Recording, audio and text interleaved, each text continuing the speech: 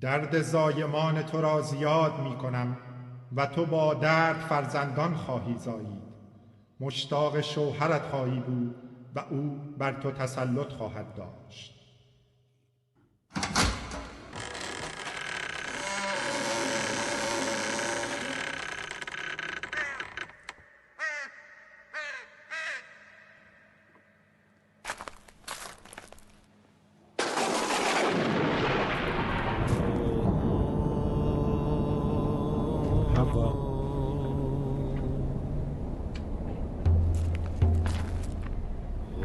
چون گفته زنت را پذیرفتی و از میوه آن درختی خوردی که به تو گفته بودم از آن نخوری، زمین زیر لعنت قرار خواهد گرفت. از زمین خار و خاشاک برایت خواهد بود تا آخر عمر به عرق پیشانیت نان خواهی خورد و سرانجام به همان خاکی باز خواهی کرد که از آن گرفته شدی، زیرا تو از خاک سرشته شدی و به خاک هم برخواهی گشت.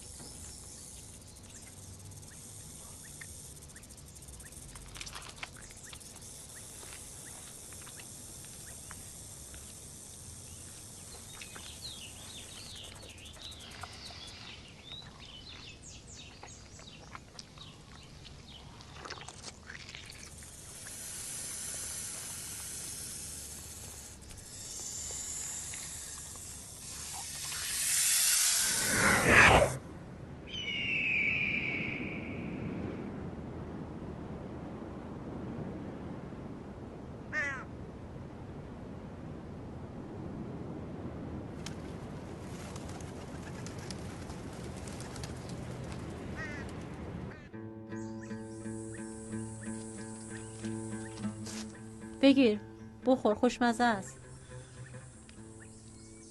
حوا، این میوه فاسد چیه؟ بگیر خودت بخور.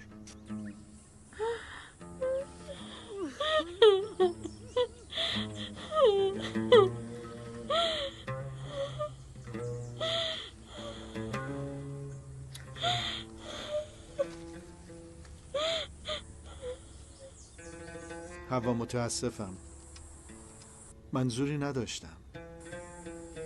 چه اتفاقی برامون افتاده؟ ما هیچ وقت همدیگر رو آزار نمیدادیم.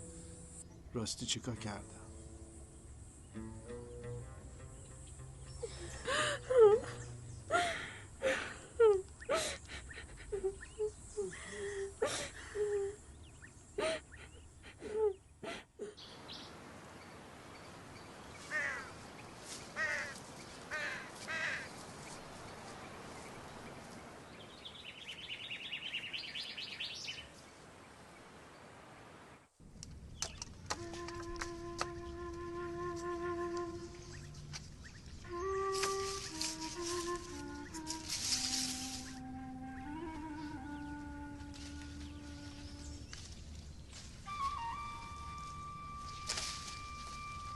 من یه مقدار دونه جمع کردم. کی میخوای اونها رو بکاری؟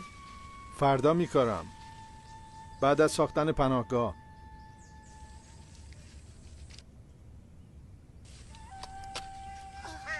خسته شدم.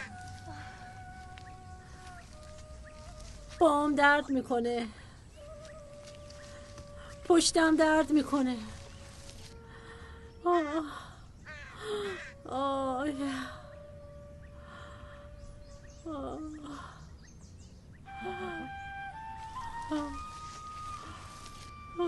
پشتم چته؟ دوباره لغت زد. چه عجیبه، مثل حیوانات. من گرسنمه. من امروز نمیتونم برات میوه بیارم. من نمیتونم گردو جمع کنم برات. من خستم، جدا خستم. باشه، من میرم، تو اینجا بمان.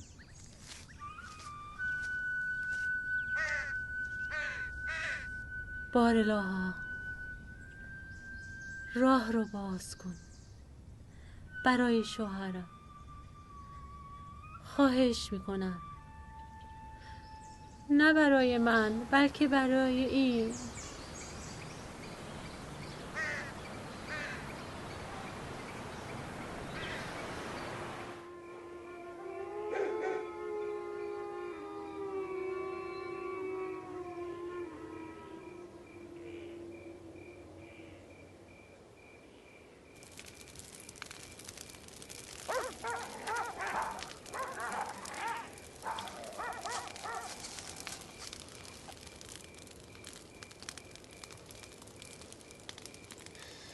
درد دارم.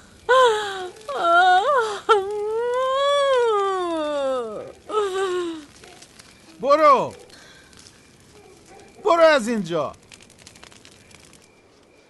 برو دور شو از اینجا، برو.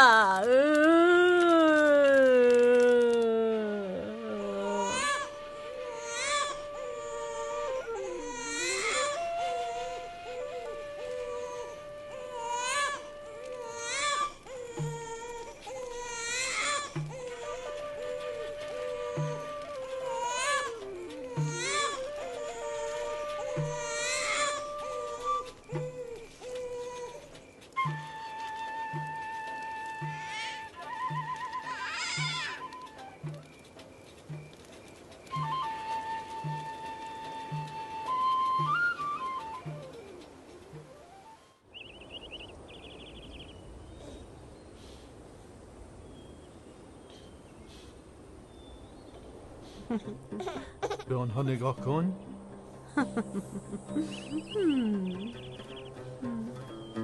حوا، ما نجات یافتیم.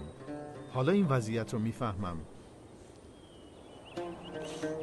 منظورت چیه؟ به خاطر میاری خداوند بعد از اینکه ما باغ رو ترک کردیم به ما چه گفت؟ گفت نسل زن سر تو رو خواهد کوبید.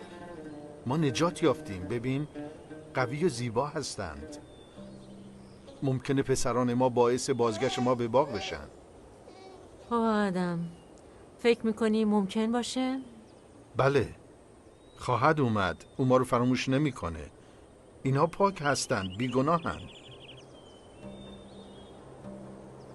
آدم، من واقعا خوشحالم. مطمئنم خداوند ما رو فراموش نمیکنه. بله.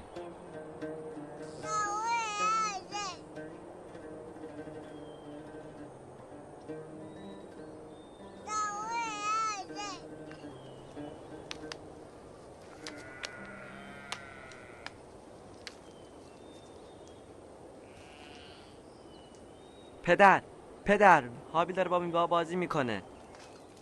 هابیل، از آن درخت دور شو. دور شو از اینجا. هنوز میوه ها نرسیدن و کال هستن. نرسیدند. میتونیم اونها رو بعد بچینیم وقتی که خوشمزه میشن دوباره. قائن، مراقب برادرت باش میوه ها رو نچینه. چشم پدر. چیزی نیست، میوه کال هست. خوب نیست که اون رو حالا بچینیم.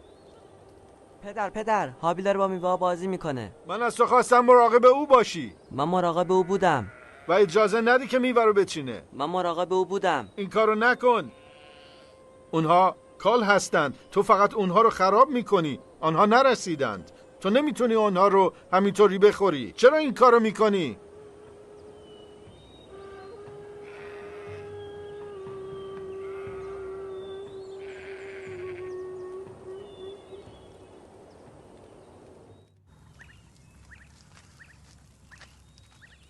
متوجه شدی بچه ها چی کار کردن؟ چه کار کردن؟ نافرمانی.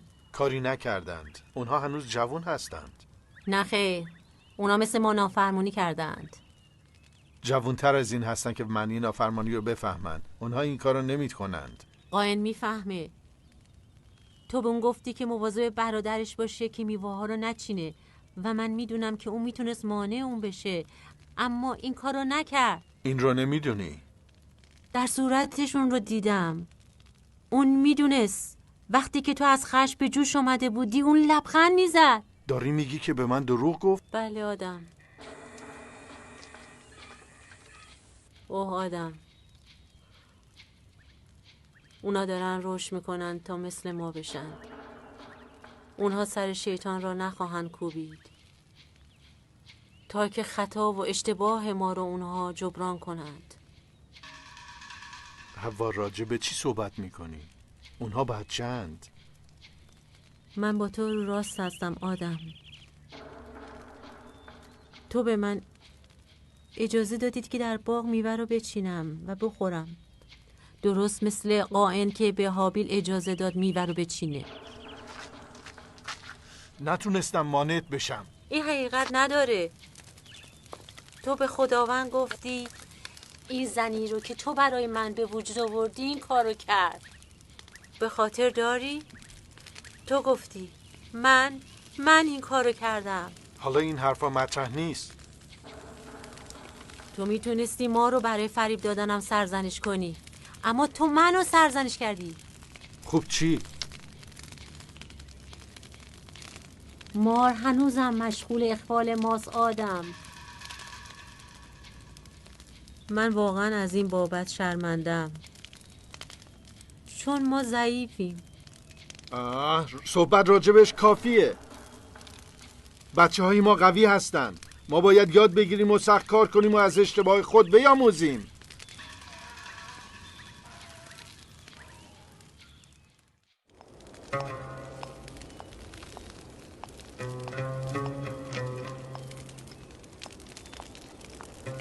میخوام فردا بچه ها رو به گذرگاه ببرم.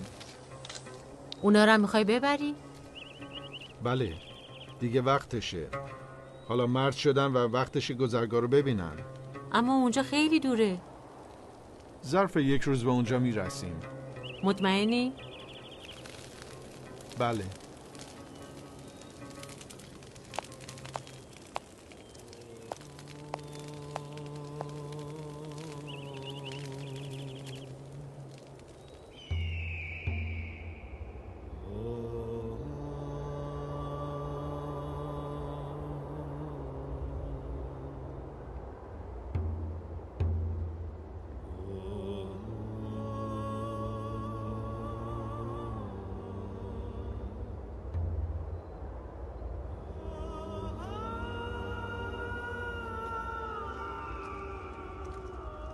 پدر، هنوز خیلی راه داریم؟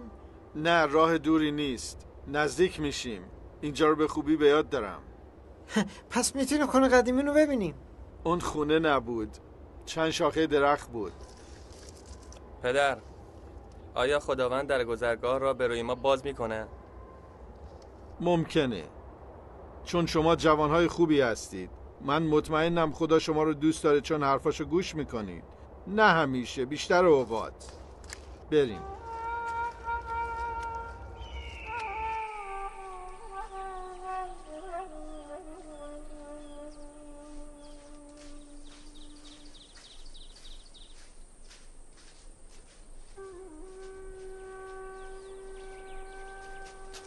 به محل نزدیکتر میشیم.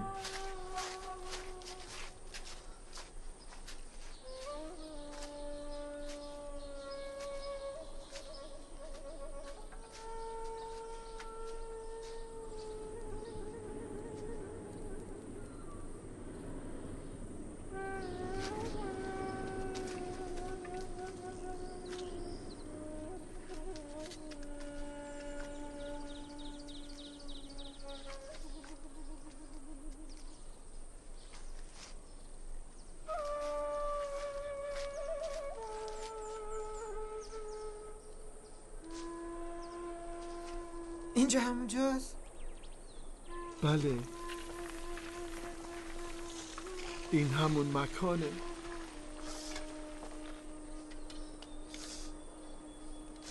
من چیزی نمیبینم. اینجا بود. میدونم همینجا بود. خدای من کجایی؟ دیوانگیه پدر. بلند شو، فکر نمی کنم باز شدن گذرگاه را ببینیم. اذیتش نکن. دهنتو ببند. نگو دهنتو ببند. میگم دهنت رو ببند. و اما تو نباید به من بگی و از من چیزی نخواه.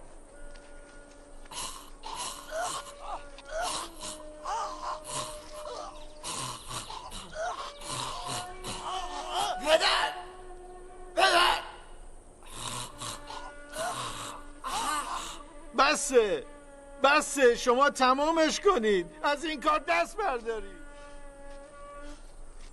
پدر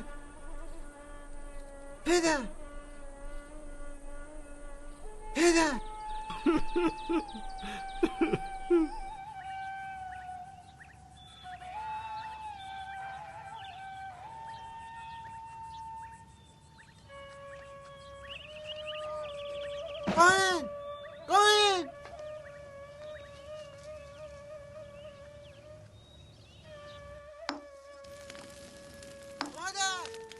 مادر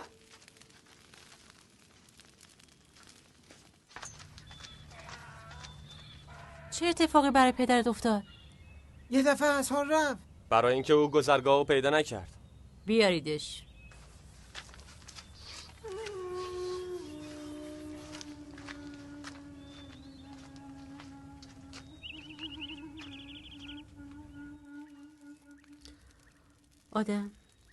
آدم چی شده؟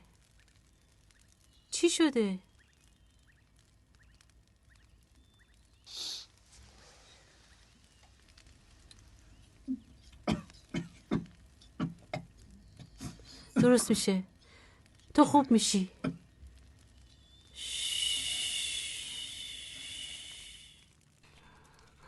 هیچ چیز درست نیست.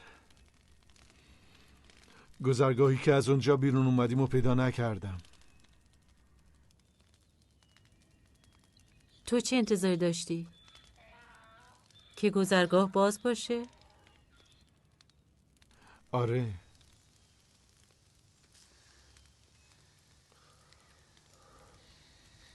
من میترسم آدم. من میترسم. منم همینطور. چی کار کنی؟ نمیدونم حوا. نمیدونم.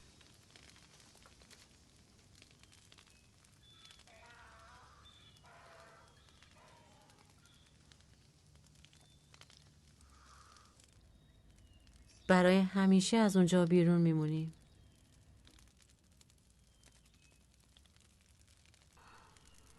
توی راه برگشت به همین فکر میکردم. باید آنچه یاد گرفتیم به اونها یاد بدیم. آره، تو راست میگی.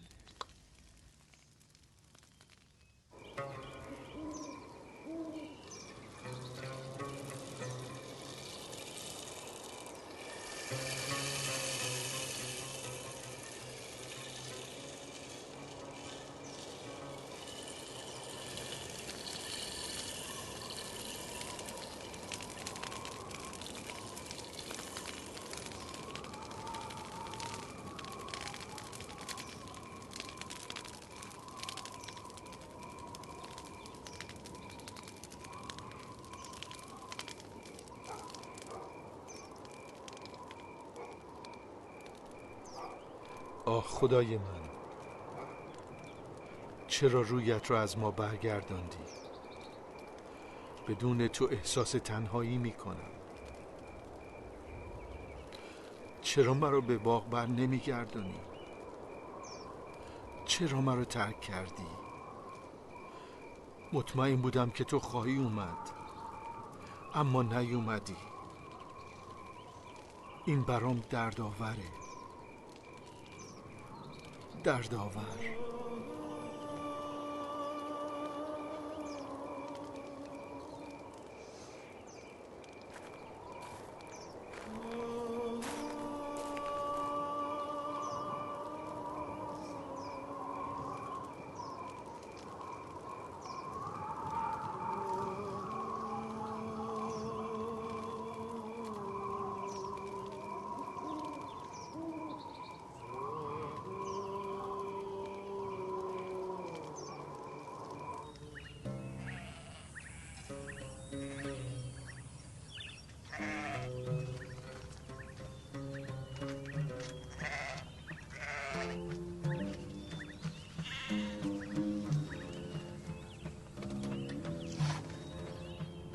مادر، یه تصمیم گرفتم. میخوام چوپونی گوسفندا رو بکنم. قائم میخواد کشاورز بشه. دوست داره خاکو زیر رو کنه، گیاه بکاره. من تپه‌ها و دشت‌ها رو دوست دارم. زندگی در محیط آزاد رو. من میدونم رموها داره زیاد میشه و اونا هم احتیاج به مراقبتی بیشتری دارند. میدونی تو با برادرت خیلی فرق میکنی. مادر، میتونی راجع به اون باغ برام صحبت کنی؟ بله، دربارش بهت میگم. زندگی اونجا چطور بود؟ ما همه چیز داشتیم. مجبور نبودیم به جستجوی آب و غذا بریم.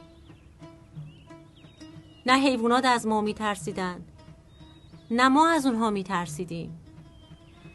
سرما و گرما رو حس نکردیم. احتیاج به لباس پوشیدن نداشتیم، چون از همدیگه اصلا خجالت نمیکشیدیم.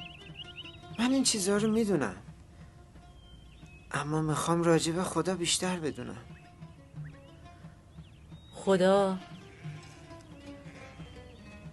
او بخشنده و مهربان بود. با ما به نحوی که برای ما قابل فهم باشه صحبت میکرد. از مصاحبت آدم لذت میبرد، حتی قبل از اینکه منو خلق کنه. به شدت ما رو دوست داشت. فقط همین مادر؟ نه، بیش از این چیزهاست که به شما نگفتیم. میخوام همه چیز رو با جزئیاتش بدونم.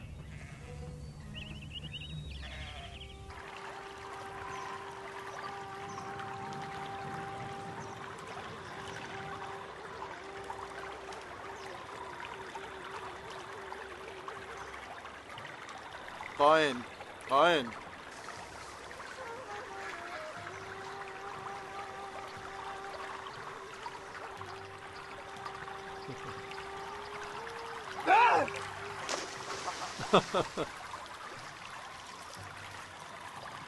آب خیلی خنکه، اینطور نیست؟ بعد از یک روز زفت شاداب کننده است. آها، آب نپاش. حالا میام بهت نشون میدم.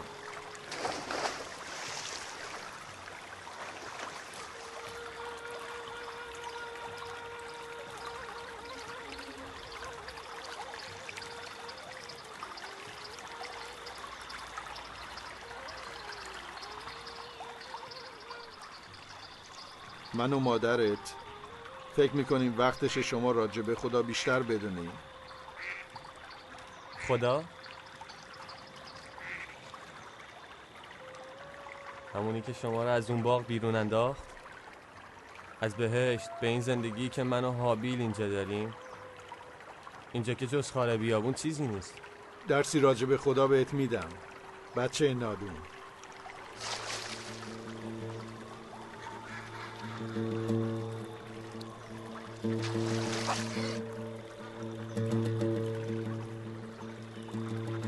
قائن، اگر میخوای خدا رو بشناسی باید او رو بطلبی، مثل نفس کشیدن، با تمام قدرتت، با تمام وجودت.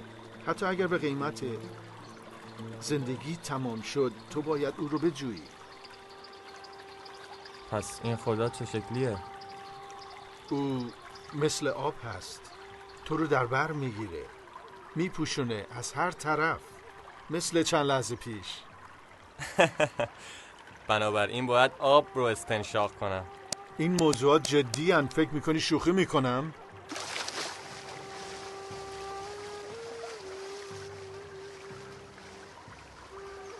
بسه. خدا به پدر گفت از همه میوه های در باغ میتونه بخوره به جز میوه اون درخت رو. هر میوه‌ای به جز خوردن از میوه درخت شناخت خوب و بد. مار خیلی حیله‌گر بود. یه روز نزدیک اون درخت قدم میزدیم که مار با من شروع به صحبت کرد. اون به من گفت من مثل خدا خواهم شد و خوب و بد رو تشخیص خواهم داد. به نظر خیلی خوشمزه می آمد. خدا گفته بود که اگه از اون درخت بخوری مطمئن خواهی مرد. خدا به آدم گفته بود نه به من. پس چرا میوه رو چیدی؟ من میخواستم همون اندازه که آدم میدونه بدونم. حکمت خدا رو داشته باشم. اون میوه واقعا قشنگ بود. اونا در دست هام گرفتم. بوییدم. شیرین بود. اون رو پوست گرفتم و بر دهان گذاشتم. تو دهانم گذاشتم. واقعا خوشمزه بود. بعد چی شد؟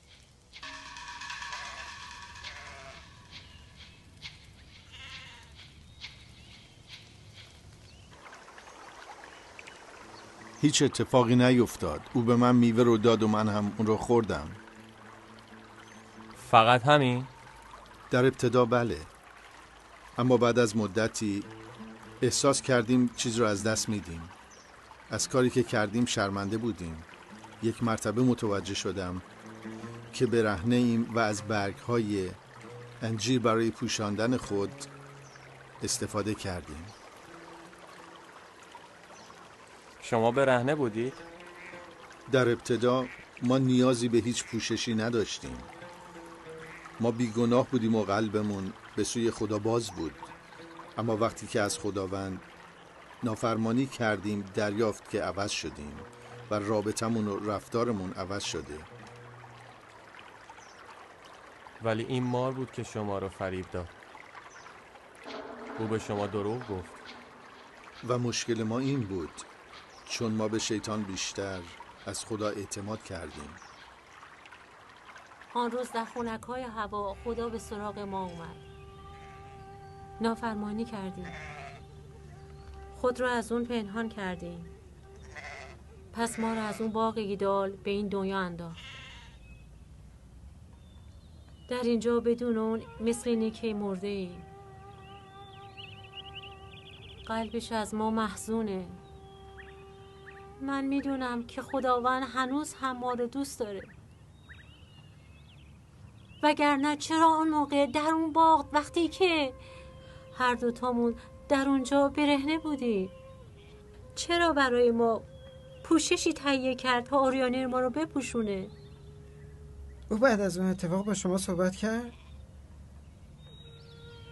بعضی اوقات فکر میکنیم صدایی رو میشنویم، ولی تنها صدای باده. ما میتونیم نشونه هایی از حضور اون داشته باشیم. ما کارای اونو میبینیم ولی صداشو نمیشنویم. راجبشون فکر میکنم. میخوام خدا رو بیشتر بشناسم. آیا او خدای منم هست؟ بله هابیل، اون آفریننده همه چیزه. پس باید اونو بشناسم.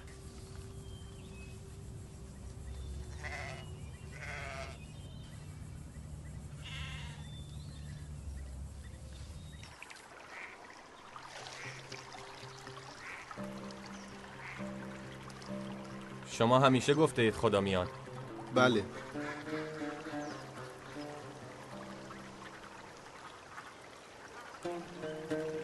گذشت سالها باعث بیرنگ شدن این امید شد، مثل بیرنگ شدن خاطرهای باغ.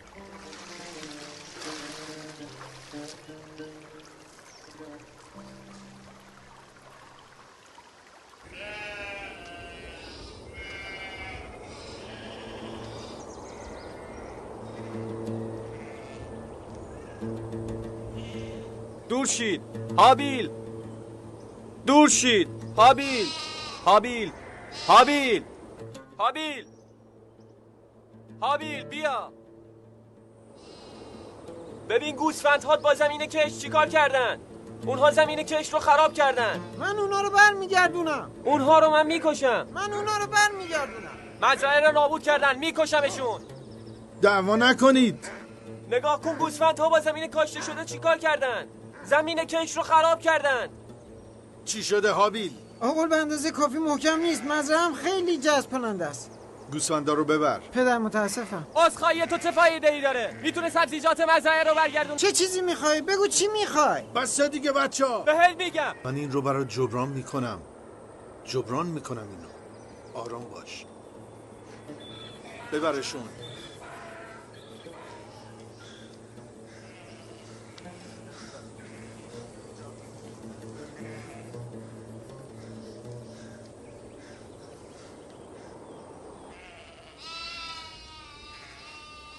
هابیل اینا رو بذار، من اونها رو جا میکنم. برو تو رودخونه خودتو بشور. باشه مادر، حق داره قائن عصبانی باشه. ما به اون کمک خواهیم کرد. چه اتفاق افتاده؟ بیا بشین.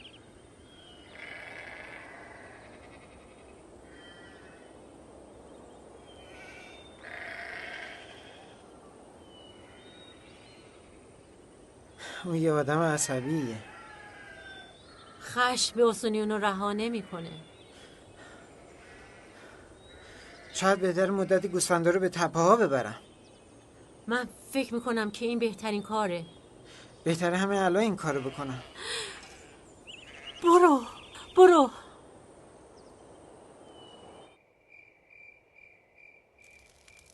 ای کاش هیچ وقت این اتفاقات نمی افتاد. هابیل شبانه خوبیه. قائنم کشاورز خوبیه. هابیل کارش خیلی خوبه. به لباساش توجه کردی؟ بله، اونها ضخیم و گرمند. ما حتما در فصل زمستان به چنین لباسی نیاز داریم. ما چنین فصل‌هایی رو در اون باغ نداشتیم.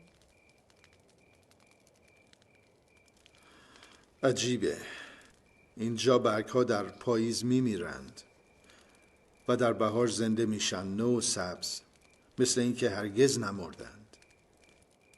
به خاطر میاری؟ در باغ بهار همیشگی بود.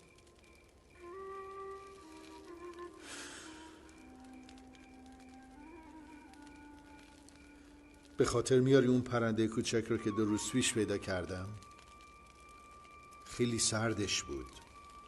تلاش کردم در بین دستامون رو گرم کنم تا دوباره زنده بشه. اما کار بیهوده‌ای بود. دیگه نمیتونم حتی مثل سابق دیگه بدوم. درست مثل اینکه تابستونم به پاییز تبدیل شده. تو وجودم احساس سرما میکنم. بعضی اوقات برای خودمون غرق غم غصه میشم. ای کاش زمان به عقب برمیگشت تا اشتباه رو جبران کنیم. ای کاش میشد به عقب برگشت. این چیزیه که ما باید به بچه هامون بیاموزیم که نمیتونی به عقب برگردی. کارش شده رو نمیشه عوض کرد.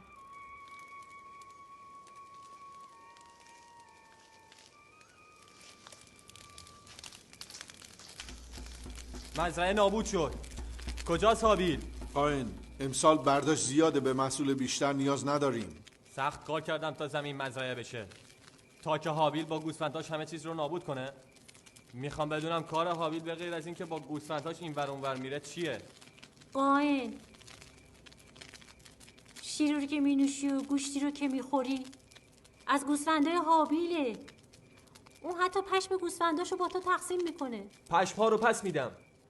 من از اون دیگه نه شیر میخوام نه گوشت میخوام، فقط یک چیز میخوام زمینم به شکل اولش برگرده. تو خودت میدونی این غیر ممکنه. بشین و به ما کمک کن. بیا جلو. من به شما گفتم بهای این کار رو میده.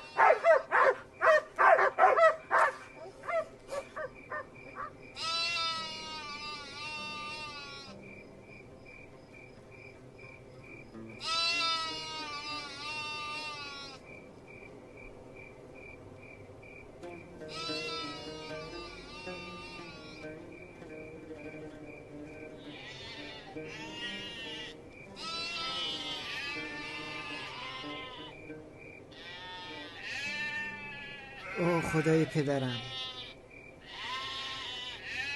شکرت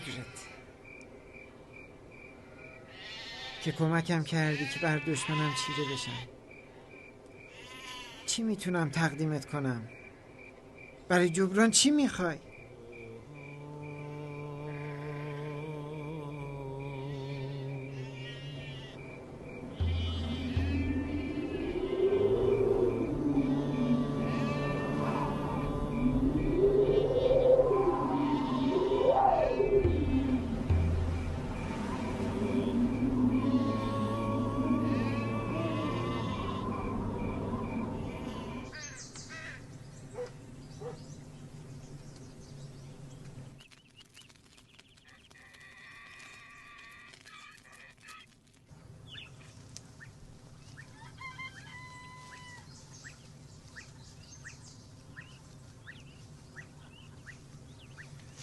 چه کار میکنی؟ یه مذبح میسازم. تو از کجا میدونی که این خواست خداست ما انجام بدیم؟ او به من گفت. خدا به تو گفت؟ بله. او به تو فرمان داد؟ بله. پدر، شما اینو باور میکنی؟ بله، باور دارم خدا با او صحبت کرده. خدا با او صحبت کرده و خواسته که این کار رو بکنه. خدا خواسته بهترین محصول رو بیاریم. بره رو بدون عیب و نقص برای اون نگه داشتم. باور دارم که خدا میخواد ببینه چه کسی خالص این رو هدیه میکنه. من بهترین محصولم رو به او تقدیم میکنم. این یک رقابته. باید این کار رو به صورت یک خانواده انجام بدیم، نه جداگانه. منتظر چی بشم؟ تا هابیل باعث شرمندگیم بشه؟ نه، میدونم موقعیت چیه. یک مسابقه است. مسابقه. اصلا اینجور که فکر میکنی نیست. مسابقه.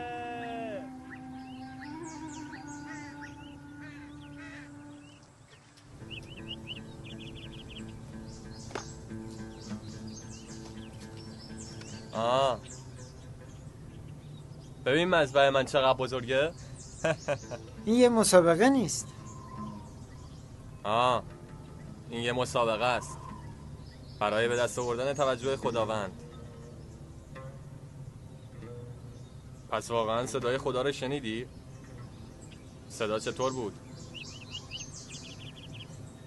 صدا چطور بود؟ صدایش رو در گوشم نشنیدم، نه از طریق هوا، بلکه در تمام وجودم آن رو شنیدم.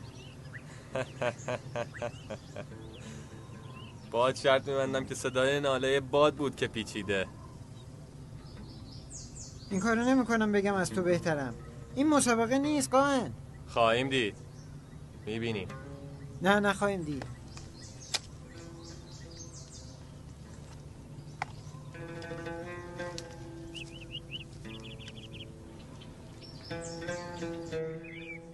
بوده هدیه من نظر خدا را جلب میکنه.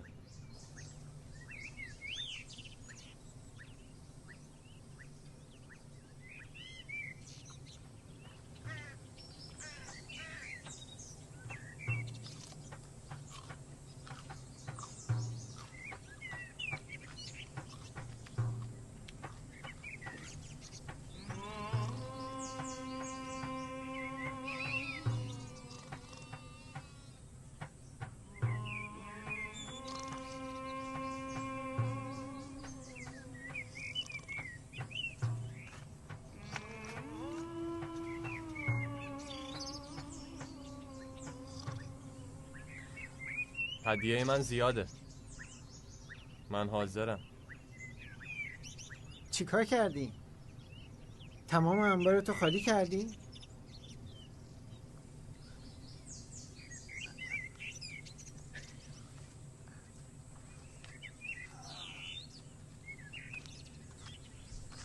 حالا خواهیم دید که هدیه چه کسی نظر خدای تو رو جلب میکنه. او خدای تو هم هست. او خدای پدرمان. او خدای همه چیز است. قائن، هابیل، بیاین وقت نهاره، باید خیلی گرسنه باشی.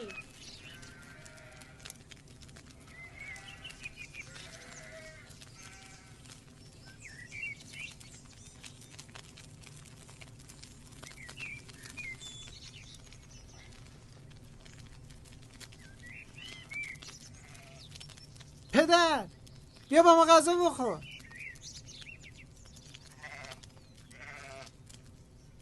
همینه هابیل. بله همینه، بره کوچکی که از دست سگا نجاتش دادم. بله خیلی بره آرومیه.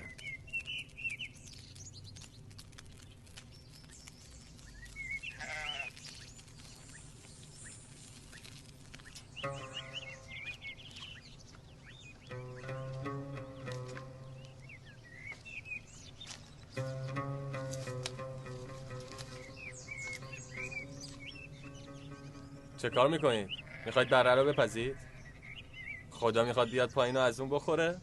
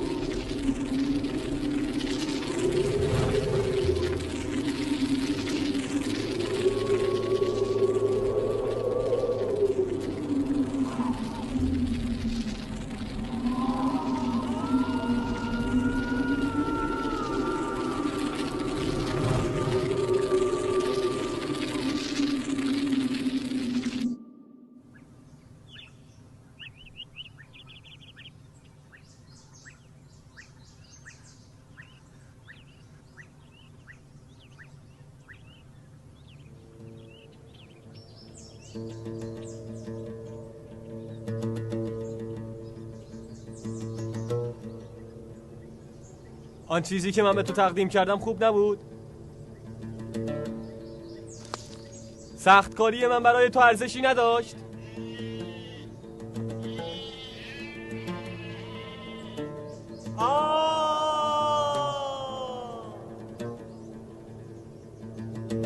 همیشه متوجه برادرم بود. به اون توجه داری؟ به اون توجه.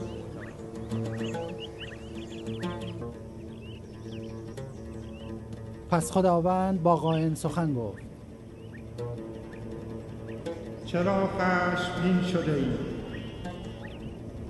چرا این همه خشمگین شده ای؟ بر چهرت همه چیز نمایان است. اگر درست عمل می کردی آیا مغرور نمی شدی؟ اما چون چنین نکردی گناه در کمین توست. این گناه است که میخواهد تو را کنترل کند تا تو را خجل کند، ولی تو بر آن چیره شد.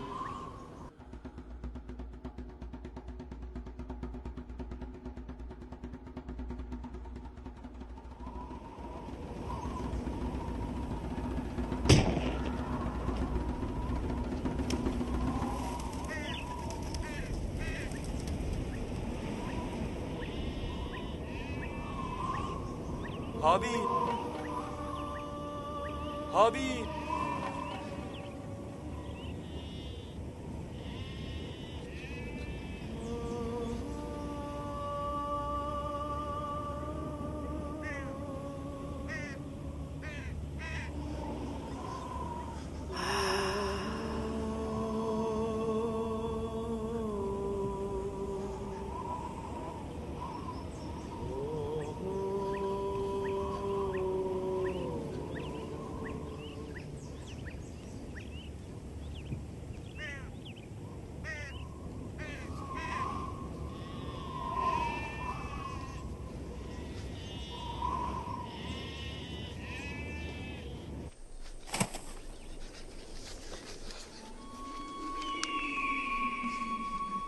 برادرت هابیل کجاست؟ نمیدونم. مگر محافظ برادرم هستم؟ تو چه کار کردی؟ صدای خون برادرت از زمین نزد من فریاد میزند. بسه، بسه، بسه، بسه. اکنون تو ملعون هستی از زمینی که دهان خود را باز کرد تا خون برادرت را از دستت فرو برد.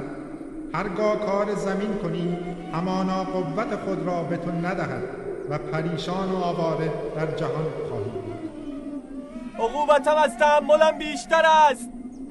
اینک مرا از روی زمین مطرود ساختی و از روی تو پنهان خواهم بود و پریشان و آواره در جهان خواهم بود. بدان هر آن که قائل را بکشد 7 برابر جرم او تنبیهش میکنم. هابیل! قائل! قائل! هابیل!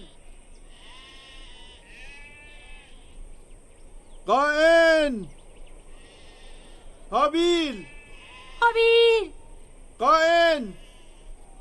هابیل! هابیل! هابیل! قائل! هابیل!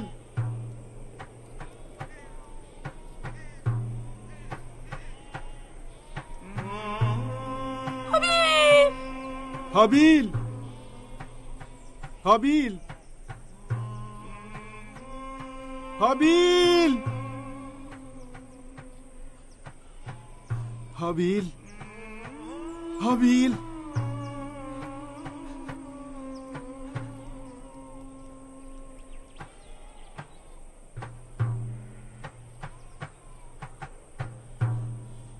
بدنش سرد شده، حیات رو ترک کرده.